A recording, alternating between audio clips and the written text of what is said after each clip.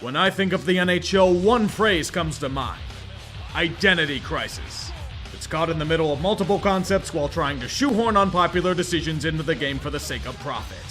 The main one, as you may have noticed, are digital ads on the boards. Annoying at best and detrimental to the experience at its worst. Many rightfully hate them, but Gary Bettman has mastered the art of gaslighting. Fans have no issue with these whatsoever. Everything is fine in hockey land. Like there is no war in Bossing Say, no one is tanking in the NHL. More than a few teams may have made moves to deliberately suck, but don't trust your eyes. Only listen and believe to the testimonies of those in the West. Past 5 years for Anaheim have been irrelevant. You could honestly erase them from the annals of NHL history and there would be no significant impact. However, for all those awful seasons, the ages of Carlisle 2.0 and Corsi Swarms, this is as close to rock bottom as it gets. It's like this team has tried everything to do nothing to fix the real issues surrounding themselves, and they're paying the price for it. It's literally an everything problem. Team defense is horrifyingly bad. John Gibson couldn't stop a tumbleweed drifting in the wind. Nobody's developing. The only scoring being done is in Leisure Suit Larry, and none of their free agent pickups have been any good. They were hoping for a Taylor Hall out of John Klingberg, and all they got was a deer in fucking headlights. I could go on for 10 minutes about how shit this team is, and it still wouldn't be enough to give it justice. Want to hear the biggest joke of them all? This team fancied itself as a playoff contender before the year. You don't make all those moves in the offseason to become this. Dear God, if we have to suffer through another year of Dallas Eakins butchering a team's tactics, it'll be 3 seasons too long. An incredible tank deserves a fitting arena to play in. A 5,000-seater that's run by Arizona State. The sad thing is this isn't even close to the biggest embarrassment the Yotes have suffered over the past 15 years. They can at least fill the damn thing, even if it's with opposing fans. The plans for a new money pit in Tempe are moving forward as expected. Local politicians are taking the bait like Glendale did. But maybe it works out this time. It moves to a public referendum in May. Nothing else here, it's just relentless suck for a Bedard or Mishkov to bail them out of this doom. That or hope Austin Matthews wants to come home in 2 years. The only thing that's shocking about them this year is that Jacob Chychrun is somehow still here. Wasn't he supposed to be traded a few months ago? Well, this is what happens when you're forced to dramatically overhaul a core. It's a team that's still a worthwhile contender, but they lack that natural cohesion that could make them great. Maybe losing talents like Johnny Hockey and Matthew Tkachuk are that much of a loss that prevents them from taking that next jump. You could use them to help out that sluggish power play of theirs, but it's not the end of the world. To be fair, things would be much more tenable if Jacob Markstrom could return to that great form he had last season. This go-around, he's been lacking. It's kind of like what the Flames are right now, trying desperately to unlock their full potential. The West is wide open, fortunately, so there's still time. And if anyone can kick a team's ass to get them to run faster, it's Daryl Sutter. Check back with these guys in a month or so. That will be the true time to assess them. Remember when the Blackhawks were good for about a week? Those were some interesting times. Fortunately, we then remember Chicago let go of all their talent for an army of tanks. Connor Bedard is the ultimate prize, and there won't be much stopping them from chasing it. Peter Mrazek in his traditional Mr. Hyde form surely won't. It's only a matter of time before someone overpays for Patrick Kane and Jonathan Toews. Your analytics may speak to a terrible fate, but don't tell that to the boys' clubs around the league. It's about intangibles, damn it! Kind of like this random winning streak they're on. Wait, they're winning? Cup hangovers really are a nasty thing. They limit your ability to perform. You lose your hunger to chase after the ultimate prize. Because why be relentless when you've already tasted its sweet nectar? It'd be nice to do so again, but the Avs have been struggling big time this year. It's pretty obvious as to why. The whole team's been destroyed by injury. Anyone important you could shake a stick at? They're either injured or have been injured for a while. There was a point in the year where they were down to emergency personnel. Be thankful that the Western Conference isn't exactly the toughest to stake a claim in this season, or else they'd be in the deepest of shit. Hanging on for dear life thanks to quality goaltending and the likes of Cale Makar willing them to victory. However, hope may be on the way. The team is starting to rehab itself to health. They're on a winning streak of sorts. Playoffs are still in reach. Whether they get anywhere, though? The question is if everything will be healed enough to do it. Dallas, may I proudly introduce you to the Year 1 Peter DeBoer swoon. It's a time-tested tradition where bringing him in as coach will lead your team to fantastic breakthroughs never thought possible. Actual offensive production. As Ben and Sagan begin to fade out of the picture, enter the new face of the franchise in Jason Robertson. He's blossoming into a legitimate superstar this year. Group A hints is the next piece to do so, and he's been rewarded for a nice extension for his efforts. Not to say that the old core has fallen off whatsoever, there's still quality pieces. Joe Pavelski didn't get an extension just for the feels. The Stars offer an intriguing unit, one that offers quality at nearly every position. Are you really all that surprised they're at the top? A new coach tends to offer that kind of jolt. And don't forget about Jake Ottinger. Take his performance in the series against Calgary and repeat it throughout the year. Don't forget, this is year one Peter DeBoer. It's more than likely going to lead you to a deep playoff run. Knowing his history, better make it count. Connor McDavid and Leon Draisaitl are the greatest Oilers this team has seen since Gretzky and Messier. And that's a bona fide fact. Even in an age of incredible speed and skill, these two men are laying waste to whatever is thrown in front of their path. They have complementary pieces to help them out in the likes of Zach Hyman and Ryan Nugent-Hopkins. But here's the part where perpetual disappointment comes back into the picture. There's little else besides that valiant core. If only it were NHL 94 and you didn't have to change lines, they'd be dominant. However, no matter what they try to do, Edmonton just can't shake the same damn things that undo them. Suspect defense, lack of secondary scoring, and question marks in net. Stuart Skinner's been solid and extended long term, but Jack Campbell, he's been lacking. It all leads to perpetual mediocrity.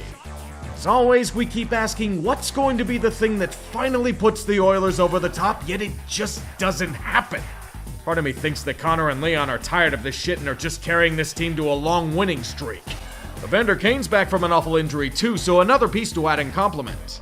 A very flawed group, but at least you have generational talent? It's been a strange year for the Kings. On the surface, everything looks fine enough, but when you get to the finer details, things tend to get a little hairy. Sure, the core itself is intact. Trevor Moore got himself a nice extension, in fact, but it's been a much more perilous road than expected. The best way to describe it? Failure to launch. Winning and losing in bunches. No consistency in play. Strong performances followed up by duds. A potent power play hampered by one of the worst penalty kills in the league. It's a strange group, but none of that's truly important. The real quandary's in net. Jonathan Quick is having a rough season that's alarming for the future, but Cal Peterson is the real issue. He went from the heir apparent to prodigal son faster than you can say Andrzej Kopitar.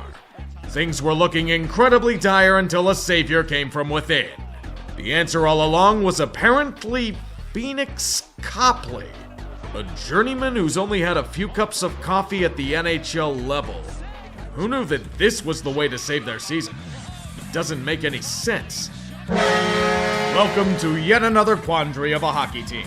A group that flashes cup-contending ability one night only to reinforce the horrors of Minnesota mediocrity the next. Kirill Kaprizov flashing outstanding talent on regularity.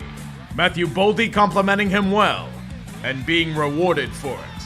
Unsung players stepping up to play key roles on the squad, followed by massive questions regarding the future of Matt Dumba. Jalen Addison's done a solid job of cloning his skill, just saying. It's the same story as years past. Whatever it may be, the Wild just can't break through. Whenever a step forward is taken, a few other elements hamper them. Good, but seemingly never good enough. It's frustration on a grand scale. At least they may have some hope in net. While Fleury begins to wilt due to the forces of age, Philip Gustafsson captures the talent that withers away. That rise to power may be the thing that saves them from the abyss. At least for now. The question is if it'll be enough to get them far in the playoffs. Wash, rinse, and repeat.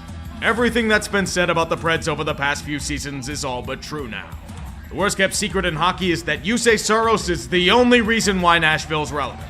There are pieces of solid play, but nothing that signifies a quality team otherwise. With the way Saros has taken Pekka Rinne's too-good mantle, it's quite obvious he's masking an endless shitload of issues that this team has. They bought a copy of the relentless hamster wheel that's in Minnesota and moved it over here. A near lifeless offense. Massive chasms in team depth.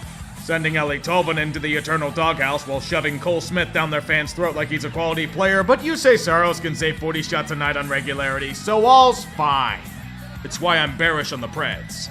This team needs an enema in the worst possible way, but chances of that happening are slim. The Preds are content with where they are. The New York Islanders of the West.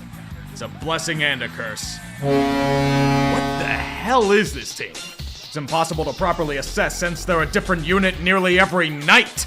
Look at their record and see for yourself. That early season collapse where you believe they're a car crash in the making. The sudden surge of winning that makes everyone change their mind on that. Flashes of their cup-winning form mixed with an awfulness not seen in 15 years. Sheer volatility in nearly every facet of play nearly every night. And Jordan Binnington is their poster child. You get his 2019 form or a guy who couldn't stop a frisbee. The mystery is for you to find out. Will Ryan O'Reilly stop deflating into a rotten pumpkin? Is Craig Berube next on the chopping block? Will they finally free Tarasenko from this hell? Will the Blues find anything resembling consistency? Tune in next week, because it's probably going to morph into something else without a single move. The greatest blessing. Erik Karlsson is back to prime form. What an incredible sight we've sorely missed. Years of injuries finally overcome to reemerge as an elite player in the NHL. That $11.5 million cap hit suddenly doesn't look terrible. In fact, it looks like a bargain. With this kind of ability, with years of control left, he's a franchise cornerstone once again. And this should be a time of celebration in San Jose. It's too bad the rest of the team sucks. If only this happened during their cup runs 5 years ago. The story of the Sharks franchise. No goaltending, no depth, no winning. Only misery. As futility reigns supreme, the new question is in Karlsson himself. Is he going to be sent packing? He's the hottest ticket on the trade market, but San Jose rightfully wants a shitload for him with limited retention. These kinds of players don't grow on trees. Sharks are at least a few years away from doing anything of note, so may as well sell high. As much as San Jose will hate it, it might be for the best. At least we can say the first-year lull is pretty much good and gone for them. Take what most people thought they'd be last year and transport it here. A strong, well-rounded unit that's turned into a goal-scoring machine. Matty Beniers is the face this franchise has needed, and he's been a revelation for their top six. The scary part? There's no weak point with their skaters. They can roll 4 lines. That's deadly come playoff time. You know what else is deadly?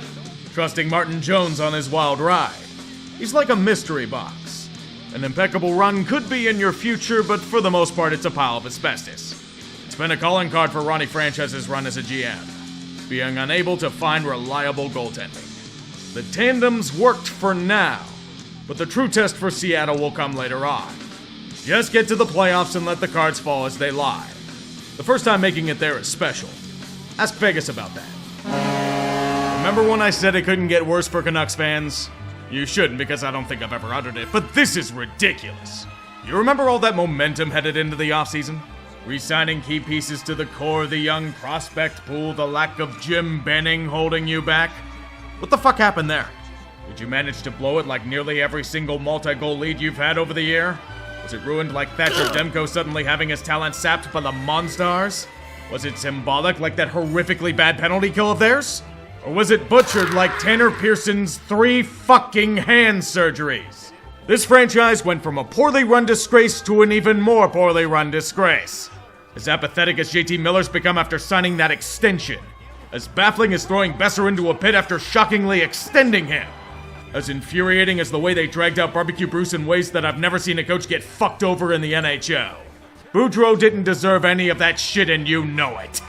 Maybe it's a good thing that Bo Horvat's gonna be gone soon enough. This needs a deeper dive. If only to rightfully shred this shit pile. Dear God. Even as the winning continues, the desperation to win a cup continues on. In any normal year, watching the Golden Knights overcome their injury issues to emerge as a contender would be seen as a good sign for them. However, we all know their goals are greater. This winning is hollow. Their true test has always been in April and beyond. Their only goals for them are as follows. Stay healthy, maintain form, and hope that Logan Thompson really is the goalie for them to go far. It's been kinda shaky on that front as of late. Reinforcements more than likely won't be on the way. They'll have to do from within on this one. Nothing else I can say will give this franchise justice.